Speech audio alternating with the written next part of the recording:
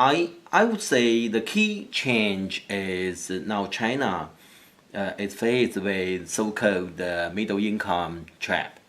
So in this stage, well, we continue to have the prioritized development agenda, say urbanization and industrialization. We haven't finished that.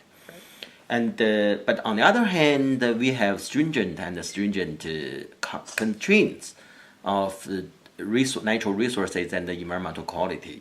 So this is something emerging challenges for China. Right. And I would say there are two major aspects for China to shape its the climate policy. One is its own development process. Another one is international responsibility.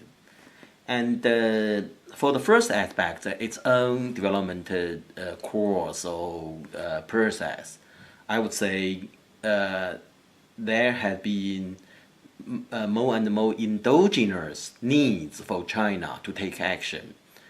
So I would interpret that into restructuring the economy and to change the development pattern to upgrade its economies. So I think this is the core. So that means China had to do something to change its economy, because otherwise there will be no hope for its further development, especially to overcome the middle income trap.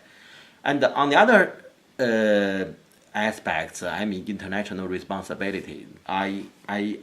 My understanding is China will take its responsibilities. I mean, as a large developing country, but certainly subject to its capabilities. Also on the equitable basis. Yeah. So that means for the second aspect, this is not only, China will make the decision not only with the understanding of its own situation, but certainly this is a very important aspect, but also the overall design of the global responsibility system, and including looking at the share of burden or benefits in the process from other countries. Right. For example, United States, Europe, Japan, etc., etc. And in these aspects, China continue to keep the idea, CBDR, common but differentiated responsibility. Right. So very frankly, and very important for China to understand global climate governance, and to understand the climate architecture for global collective action. And besides, China insists in the position, to make the convention UNFCCC as the political and the legal basis for the global regime. Right. And we do not see the necessity and needs to rewrite, reinterpret the convention, UNFCCC.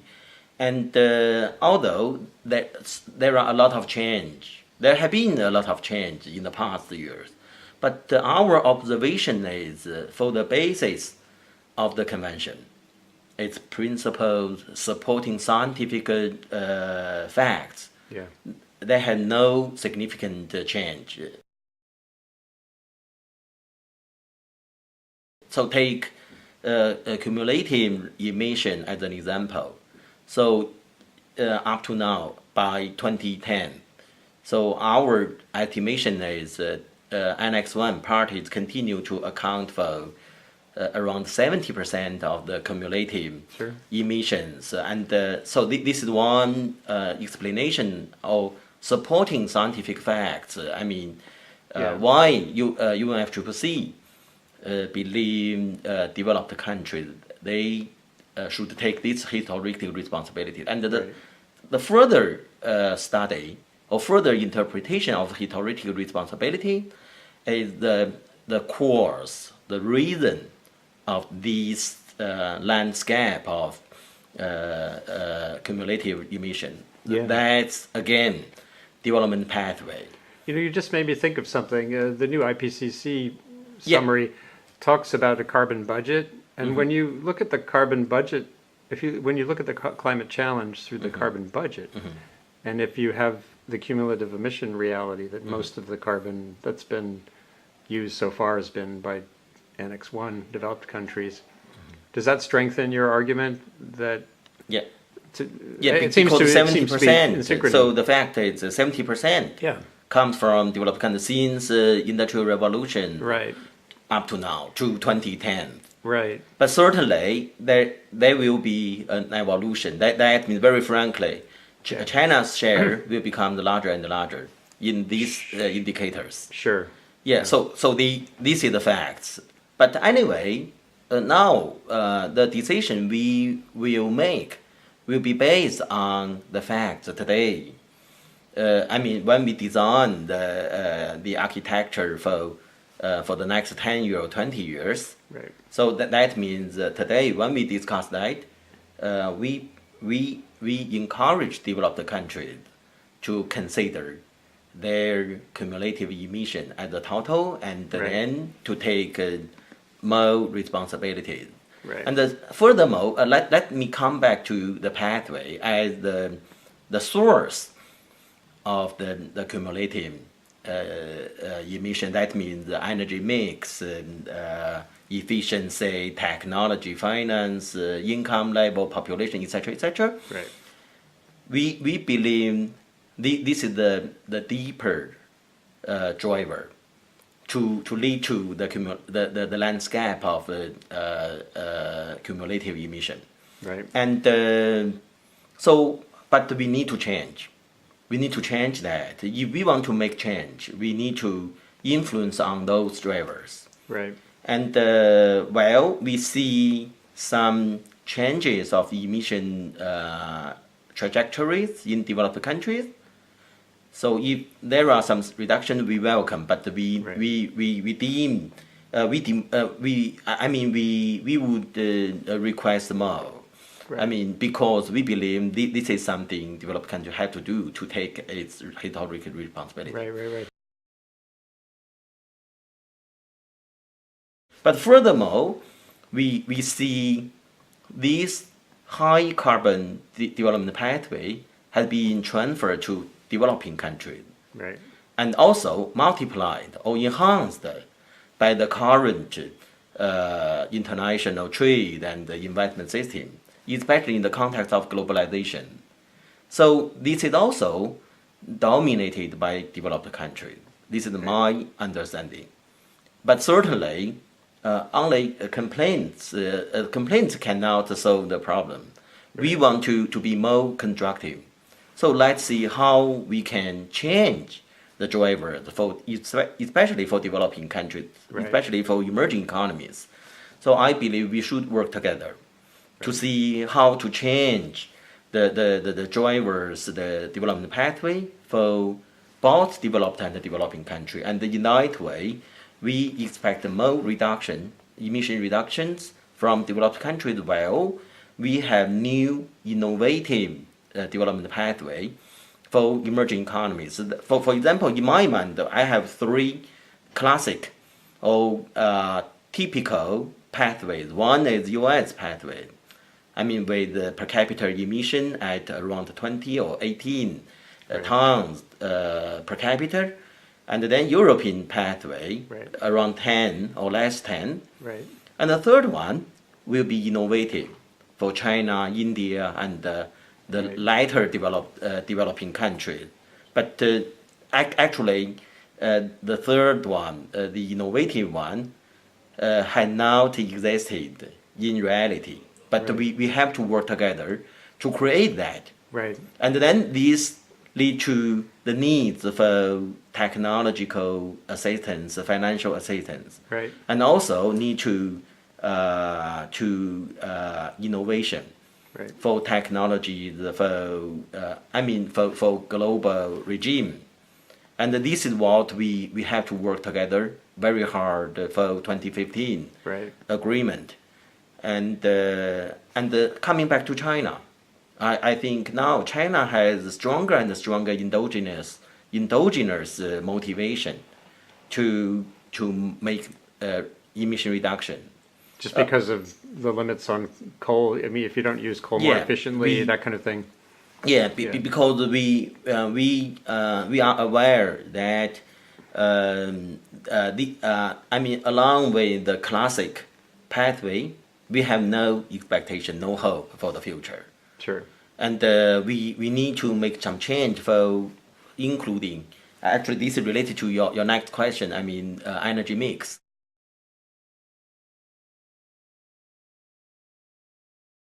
Based on the experience and the lesson learned from developed countries in the history, their change is mainly derived from, fuel switching from coal to oil to natural gas. With the less and less carbon intensity. Right. So this is the successful experience in the history. Right. And my question is, if China can follow that again, so I hope we can.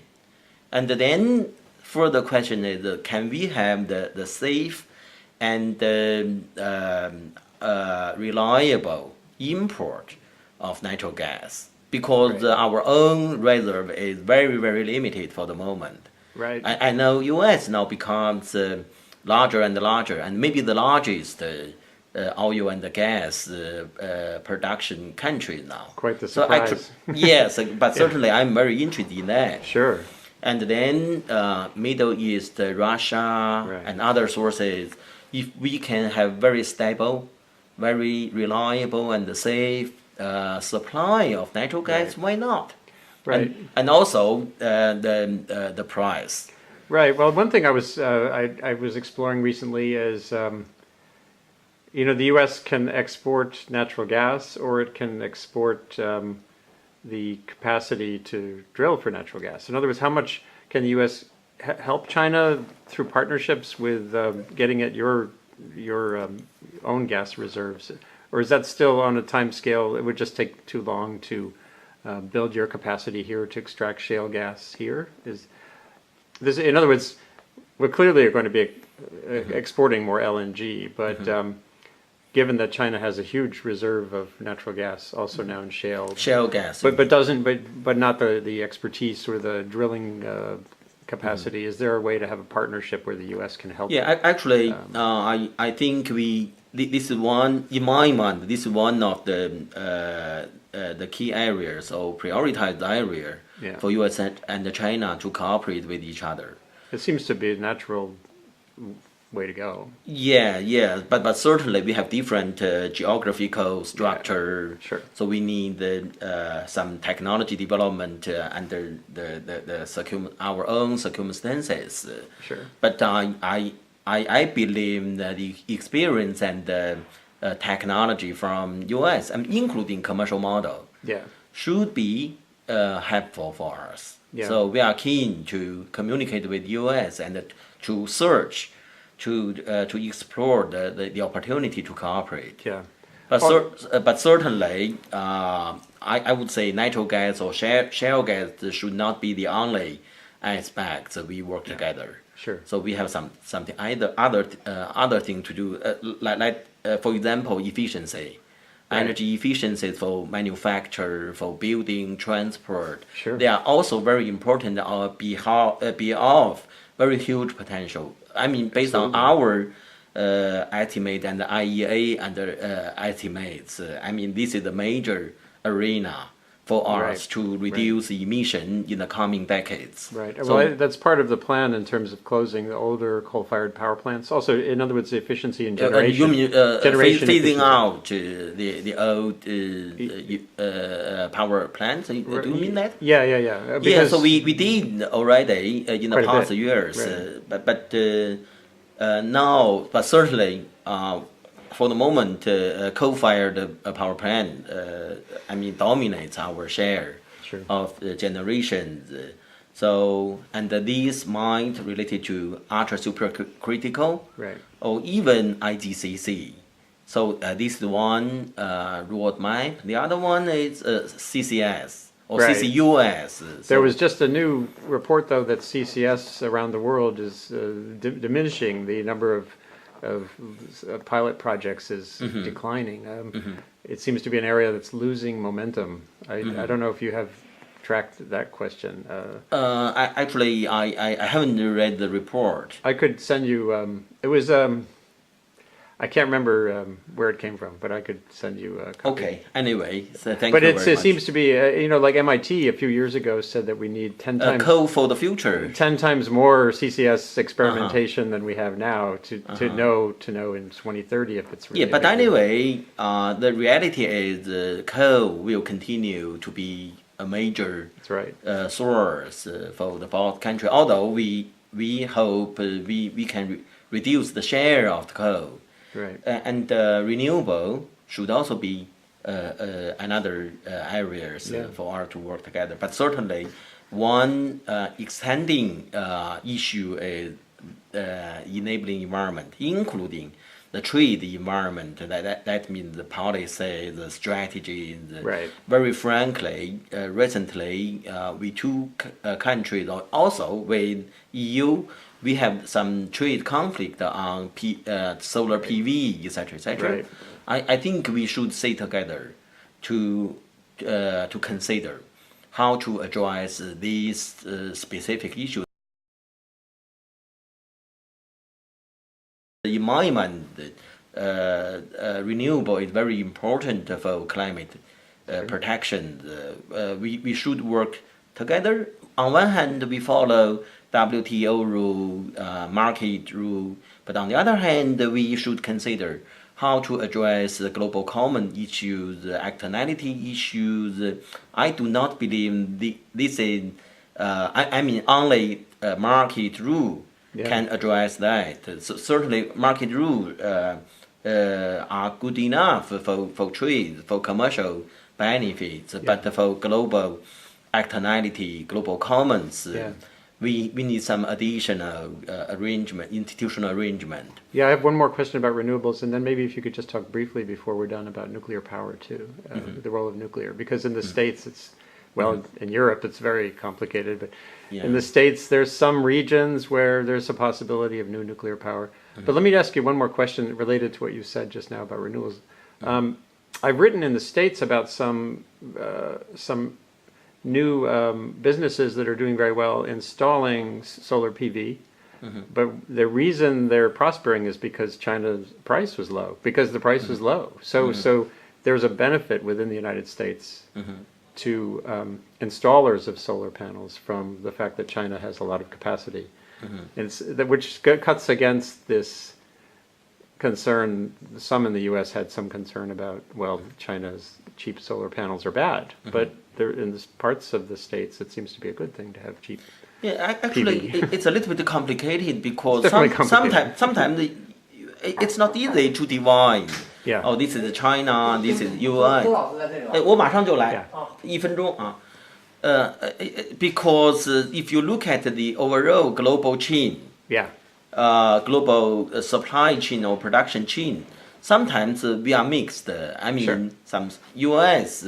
company, Chinese company, they have shared stockholders, company, etc., etc. Yeah. But certainly, because I have no time for further elaboration, but it's very nice if we can sit together to have some joint research, joint study on, I mean, cost-benefit analysis, trade analysis, legal analysis, and then to see how to develop some win-win solution. I believe there must be some win-win solution. I mean, U.S. companies, they can benefit from the solution. Chinese company can do that, and the ideal outcome will be, I mean, the commercial society, they make money and they continue to make money to support the economic recovery. But on the other hand, we have a stronger and stronger renewable industry, and then to contribute to emission reduction, for the whole world. Yeah. So I mean, for policymakers and think tanks, we should work along this direction. Right. And but I do not believe that it will be workable.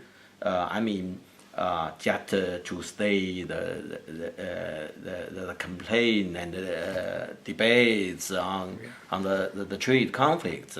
I think we can do something for that. I agree with you. Is there any quick thing you can say about the role of nuclear power realistically going For forward? nuclear power, actually, my individual judgment is we continue to need nuclear. Although there are a lot of concern on safety, etc., etc.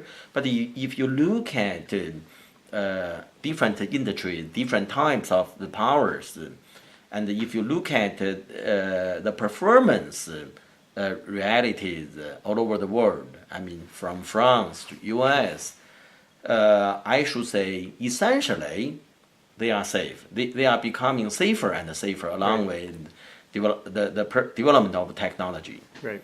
And so having said that, given the different options, we should not give up nuclear for the moment. It should be one of the important options. So actually, it's a matter of trading off among different sources of energy and cost, benefit, the safety, risk, etc., etc. But after all, I believe we should keep some share of nuclear, especially for China. Yeah. Well. And I also know U.S. Yeah. also has some nuclear, and U.S. has some very advanced technologies. I believe we two economies should work together, should cooperate on nuclear to make it safer and safer. It's another area to push Yeah. forward on. Great. Yeah. Well, it's been great to talk with you.